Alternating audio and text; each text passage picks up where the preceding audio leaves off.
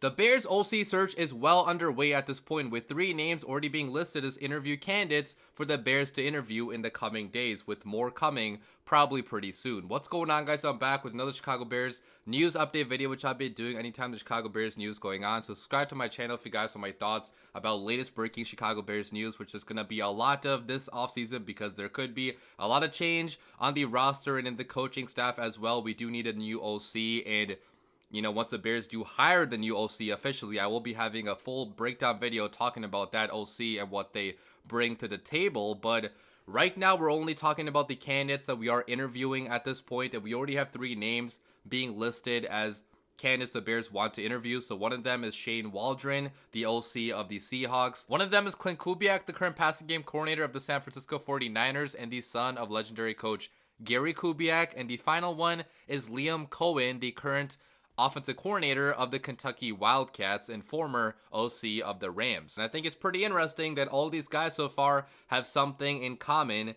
They all have worked in the same system, okay? The wide zone Shanahan system. But the difference from these guys as opposed to Luke Getsy is that they have actually directly worked with a Kyle Shanahan or with a Sean McVay, okay? They weren't just the best friend of Aaron Rodgers, basically like Luke Getsy was, okay? All these guys have experience calling plays at the college level or at the NFL level and have directly worked with 2 of the best coaches in the NFL. So I'm a pretty big fan of this list so far. I did not think we could get some of the top names to actually come to Chicago, with Eberflus being a lame duck head coach, but I think the intrigue of the roster with how young it is, with all the building blocks that we do have on the offense, with a young offensive line in place, with a weapon like DJ Moore, with the opportunity to get more weapons in the offseason, and potentially the opportunity to change at quarterback too, if you want to pick the number 1 quarterback this year, you can do that. Or if you want to stick with Fields, you can do that. Insert him into the same system he's already comfortable running, but with a better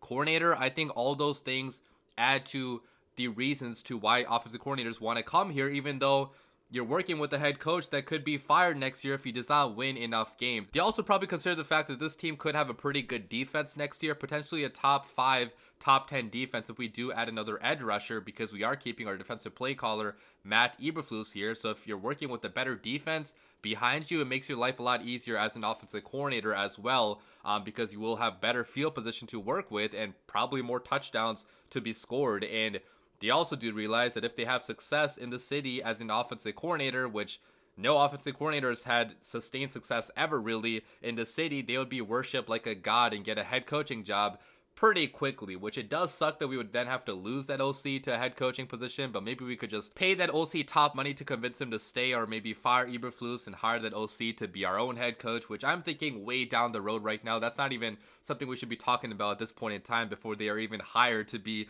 the OC here. But yeah, let's talk about each candidate in a little bit more detail. I won't be going too in depth with my breakdowns in each candidate here because there's going to be more candidates to come, and I don't want this video to be too long. But if we do end up hiring any of these guys, I will have a long video breaking down that candidate, their history, and what they bring to the table. But with that being said, let's begin. So the first guy we're interviewing is Seahawks offensive coordinator Shane Waldron. And the only reason why he might make a lateral move to join the Chicago Bears at OC, because he's a head coaching candidate as well, keep in mind, is because Pete Carroll got fired. So ever since Pete Carroll got fired, their staff of the Seahawks is free to seek jobs elsewhere if they want to. So Bears got a little bit lucky that a hotshot on the rise OC name is going to be available potentially to make a lateral move, especially when he's considered to be a head coaching candidate as well. Now, obviously, if he does get a head coaching job offer, he's going to take that job offer 100% before making a lateral move. But if he does not get a head coaching job offer, he could take the job with the Bears because of the reasons I mentioned earlier in this video. Okay, if he does do well with the Bears, he could get a head coaching job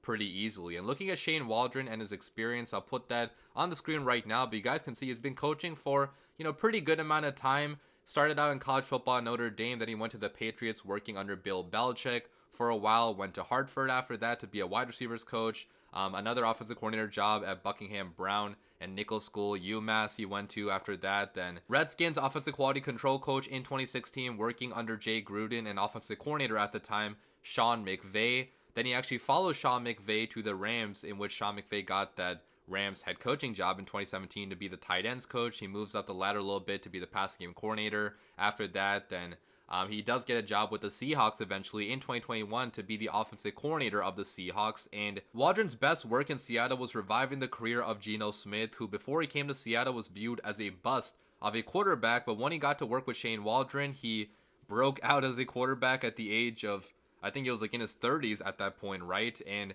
it was something that really has never been seen before, okay, to have a late career revival like that. And Shane Waldron really did get the best out of Geno Smith, both in 2022 and in 2023. Obviously, 2023 was a little bit more of a disappointing year as compared to 2022, but the Seahawks had so many offensive line issues in 2023 with injuries, with youth, with guys taking steps backwards sometimes. So the O-line definitely did not make things any easier, but he still finished, Geno Smith did, with a respectable stat line in 2023 with 3,624 passing yards, 20 passing touchdowns, 9 interceptions. And if you look at the EPA per play during his time as a Seattle offensive coordinator, which EPA per play, by the way, is expected points added per play, which is more of an advanced stat.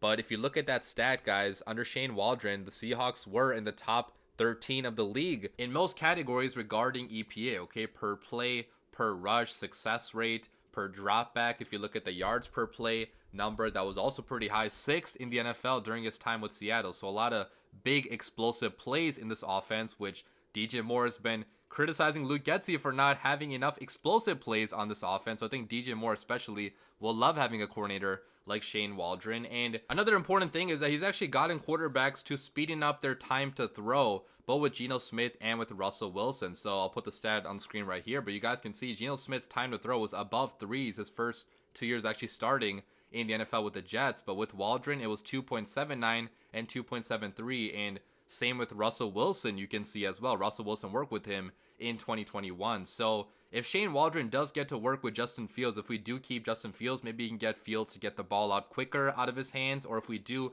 draft a rookie quarterback, if it is a Caleb Williams who also has a problem sometimes with hanging on to the football, maybe we could actually develop that rookie quarterback to speeding up his release and get the ball out faster, since we couldn't really do that with Fields early on in his career. So I think all in all, Shane Waldron does bring a lot to the table. He's worked with a lot of legendary coaches like Bill Belichick, like Sean McVay, like Pete Carroll. So I do like the experience there, and the fact that a lot of people are talking about him as a potential head coaching candidate does make me pretty happy if the Bears do end up hiring him as OC. But going to the next guy now, it's Klint Kubiak, the current passing game coordinator of the 49ers, and again, the son of legendary coach Gary Kubiak. The Kubiak name is synonymous with the Shanahan name. Both Mike Shanahan and Gary Kubiak created the wide zone style system, popularized it in the NFL, and right now both of their sons, both Kyle Shanahan and Klint Kubiak, are working with the 49ers.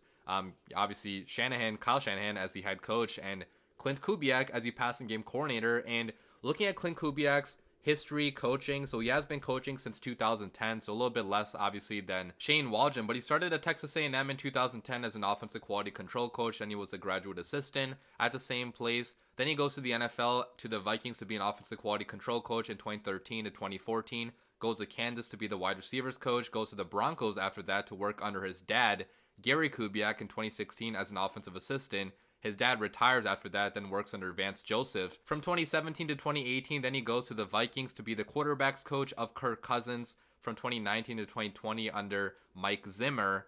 Then in 2021, he's the offensive coordinator, promoted under Mike Zimmer to be the OC for Kirk Cousins. Kirk Cousins has a very solid year that year. The Vikings have a pretty solid offense, but Mike Zimmer obviously gets fired. So, Klint Kubiak also is gone. And then 2022, he was the passing game coordinator, quarterbacks coach. Obviously, the Broncos had a terrible year in 2022, but there's a lot of reasons for that. And then, this year with the 49ers, he is the passing game coordinator, where Brock Purdy is having a very fantastic year. So a lot to like in Klint Kubiak. Obviously, his dad being a legendary coach and one of the original pioneers of the Shanahan-style offense is a big positive, because he probably learned a lot from his dad, just like Kyle Shanahan did from his father. And I think that his work with Kirk Cousins really is big here, right? Because Kirk Cousins had a fantastic year in 2021 when Klint Kubiak was the OC, okay? Under Klint Kubiak, Kirk Cousins passed for 4,221 passing yards, 33 passing touchdowns, 7 interceptions, a passer rating of 103.1. Dalvin Cook also had a fantastic year running the football. He had about 1,100 yards, so doing really well passing and running the football. And the Vikings offense was not the problem that year, really, in 2021. Mike Zimmer's defense was starting to fall apart, so that's part of the reason why the whole staff got fired. I think that if Klint Kubiak could have stayed in Minnesota, he would have been maybe a head coaching candidate already, with all the success he probably would have had with those playmakers and with that quarterback. But unfortunately for him, he went to join Nathaniel Hackett and Russell Wilson in the Denver Broncos in 2022, and that turned out to be a complete disaster. Okay, the offensive operations completely flopped there, so that's not a good thing on his resume, that failure of a year. But that's only 1 year. The following year, joining Kyle Shanahan with the 49ers, he helped Brock Purdy have a fantastic year. Okay, this year, Brock Purdy has passed for 4,280 passing yards, 31 passing touchdowns, 11 interceptions, a passer rating of 113. That would be the best passing season in Bears history. Okay, the last pick in the draft is having that season under Klint Kubiak, and obviously Kyle Shanahan and that, fantastic system and roster they have there. But you can see Klint Kubiak is a pretty fantastic candidate. Okay, he's worked around the system his entire life. His dad was one of the pioneers of the system. He's only 36 years old, so pretty young, still has room to continue growing, and he's had success before in the NFL at 2 different places. So I think this would also be a pretty solid hire. And then finally, the last guy that we're interviewing so far is Liam Coen, the current offensive coordinator of the Kentucky Wildcats. And Liam Coen is a former quarterback. He went to UMass to play quarterback for them for 4 years from 2004 to 2008. Then talking about his time coaching. So he started out as a coach with Brown, not the Cleveland Browns, but the college Brown, as a quarterbacks coach in 2010. Then he went to Rhode Island to be the pass game coordinator, quarterbacks coach. And he went back to Brown for a couple of years. Then he went to his alma mater, UMass, to be the pass game coordinator and quarterbacks coach. Went to Maine, and then finally got a job with the NFL in 2018, working under Sean McVay as an assistant wide receivers coach. Then he stayed with the Rams to be the assistant quarterbacks coach in 2020 to work with Jared Goff. Then he went to Kentucky in 2021 to be the OC and quarterbacks coach, where he helped Will Levis have a fantastic season, and that season really put Will Levis on the NFL map. Then he went back to the Rams to be the OC in 2022, and last year he was the offensive coordinator and quarterbacks coach again with Kentucky. So going back and forth between the Rams and Kentucky, but he could be available, for an OC job again, working in the NFL if he chooses to do so, and the Bears could present that opportunity for him if he wants to go to a place where he could, run his own system and not be under the watch of a Sean McVay. Okay, here he would be fully calling the plays, obviously, and so far in the NFL, he has not called plays himself. In 2022, Sean McVay was the play caller, so that is a downside, that he does not have NFL level play calling experience, but he does have play calling experience at Kentucky, and the system he ran at Kentucky was a very NFL level system. Okay, he asked Will Levis to make NFL style throws and run an NFL style system. So I'm not overly worried that he does not have experience calling plays in the NFL, because in college football he showed the ability to call plays in an NFL style system, and he's worked really well with quarterbacks. Okay, he helped Will Levis have a fantastic year in 2021. Will Levis had 31 total touchdowns, including rushing and passing, to only 13 interceptions. So pretty fantastic year for him, put him on the NFL map. And then this year, working with a different quarterback, a transfer quarterback, his name is Devin Leary.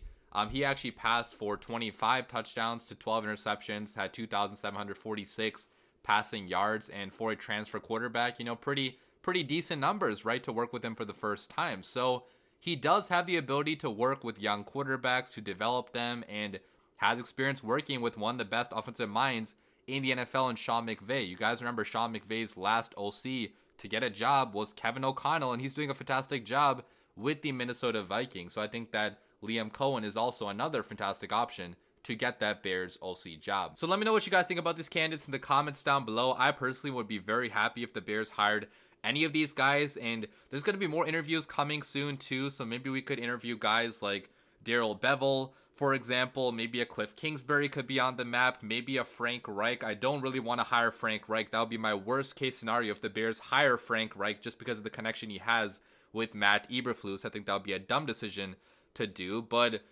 so far I'm really loving these candidates. I think that Ryan Poles is more involved this time in the search, because last time it did not seem like we interviewed candidates of this caliber. Okay, I know that Luke Getsy did get other OC interviews too, but Luke Getsy did not ever have experience calling plays in the NFL, and even in college football, he did not have a crazy amount of success calling plays himself. So I do like that we're going after higher caliber candidates this time, and Hopefully we do end up hiring the right one to work with Justin Fields or to work with Caleb Williams or Drake May or whoever the quarterback is that's going to be playing for the Bears next year. Leave your comments down below. I'll be back with more videos very soon if the Bears do interview more guys. But as always, bear down.